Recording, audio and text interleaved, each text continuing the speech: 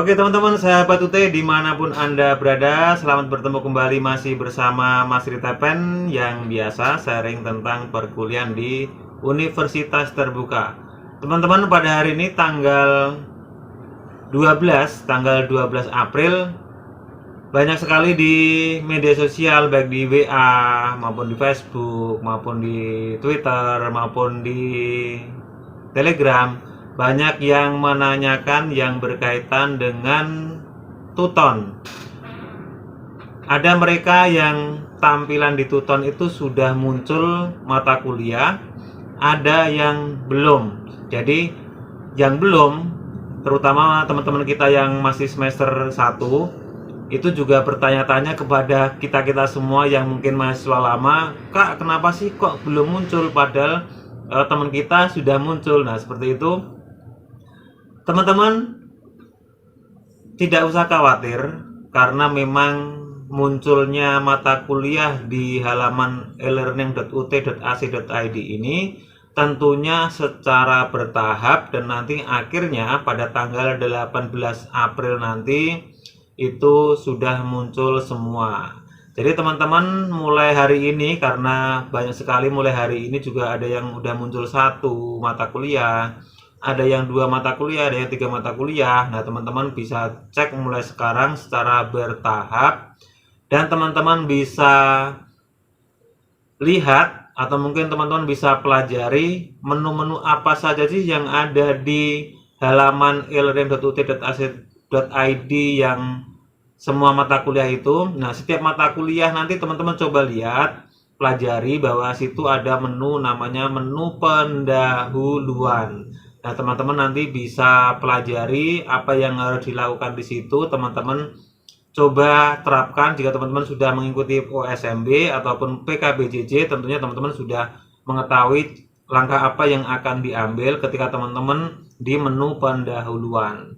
Jika teman-teman mungkin tidak sempat mengikuti PKBJJ ataupun OSMB, teman-teman bisa cek di video-video saya, juga sudah banyak di langkah pendahuluan tuh apa saja yang harus dilakukan. Nah, itu teman-teman tentunya harus melakukan itu karena itu merupakan tahap pendahuluan yang teman-teman akan lalui.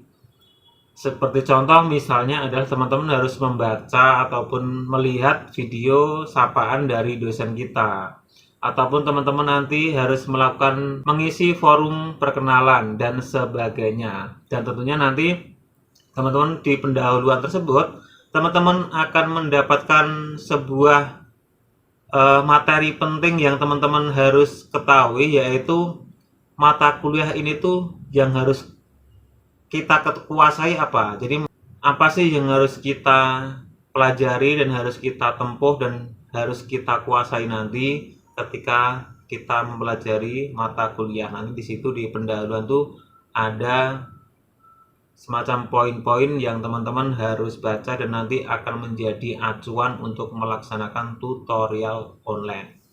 Teman-teman, hari ini saya tanggal 12 juga, saya akan mencoba melakukan login di elearning.ut.ac.id. Apakah di mata kuliah saya sudah muncul atau belum? Nanti kita lihat bersama-sama ya, mata kuliah saya sudah muncul atau belum. Dan nanti ketika nanti sudah muncul, akan saya coba berikan sedikit gambaran dashboard awal ataupun pendahuluan teman-teman, langkah apa yang harus dikerjakan. Oke teman-teman, langsung saja kita ke tutorial online tahun 2022.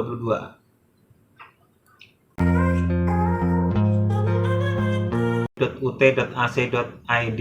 Nah, inilah halamannya. Teman-teman seperti biasa, atau mungkin yang teman-teman masih semester 1, langkah apa yang pertama yang dilakukan yaitu teman-teman harus login terlebih dahulu menggunakan teman-teman akun yang sudah punya. Akunnya biasanya adalah NIM, kemudian passwordnya teman-teman sudah buat.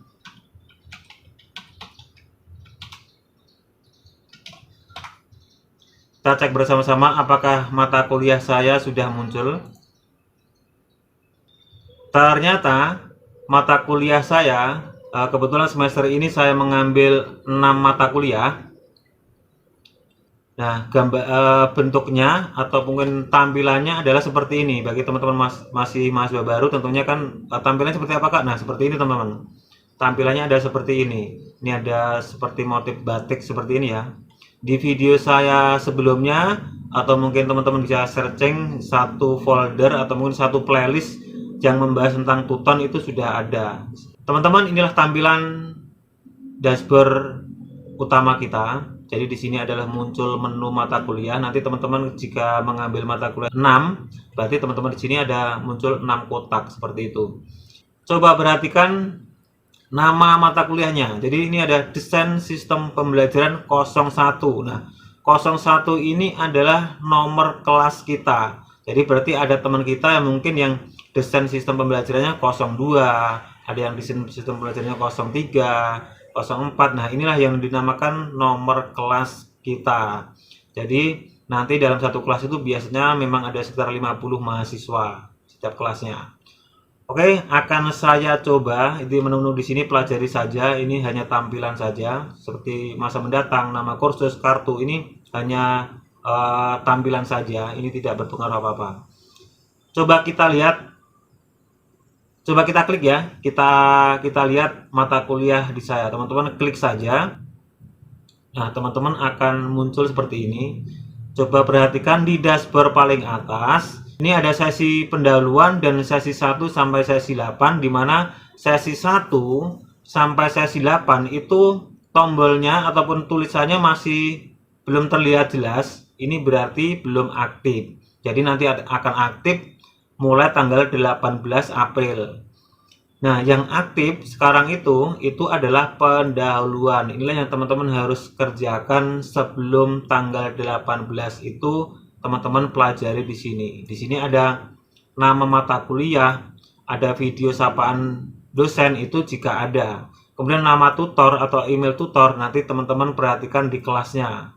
Kalau di sini mungkin tidak tampil, nanti akan di kelas itu ada muncul tutor kita siapa. Nah, di sini teman-teman, ini adalah langkah awal atau mungkin sebuah stimulus materi atau teman-teman tuh mata kuliah ini tuh akan menjadi target apa sih? Nah, ini teman-teman baca saja. Contohnya ini adalah salah satu profil lulusan program Teknologi Pendidikan FKIPUT adalah menjadi perancang desain pembelajaran. Dan yang paling teman-teman harus dibaca ini adalah ini.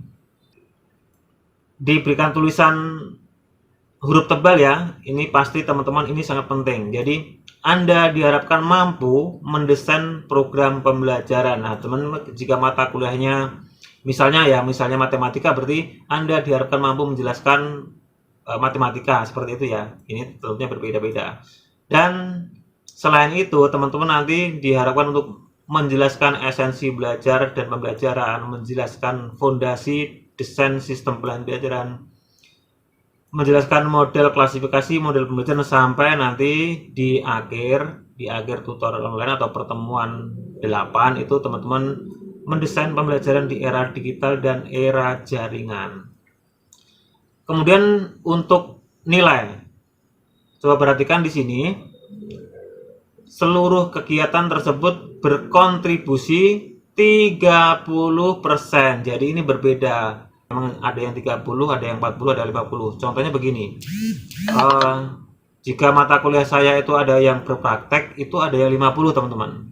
Seperti itu ya, teman-teman. Ini kenapa saya bisa memberikan gambaran seperti itu, karena saya sudah mengalami ada yang 30%, ada yang 40%, ada yang 50%. Nah, kontribusi nilai kita, apa yang kita lakukan di Tuton itu berapa, Kak? Nah, setelahnya ini 50% itu dari tugas. Ya, tugas itu nilainya terbesar, teman-teman ya.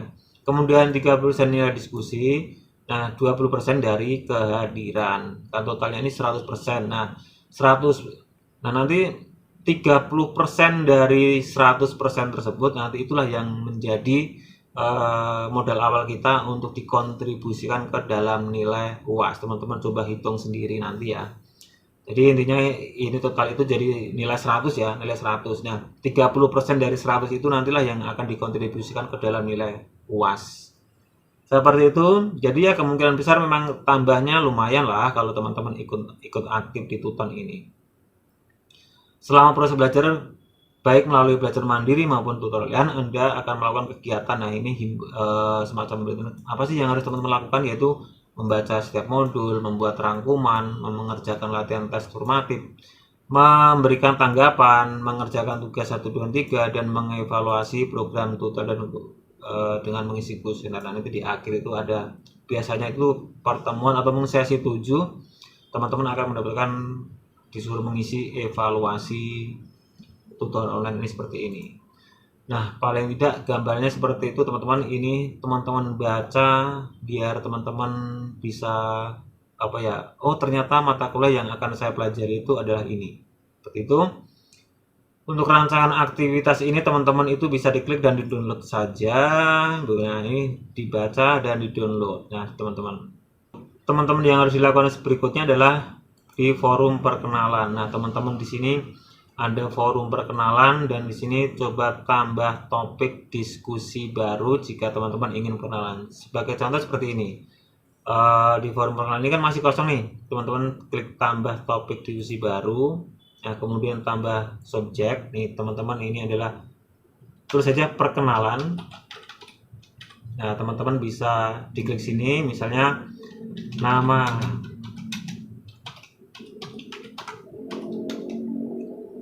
name,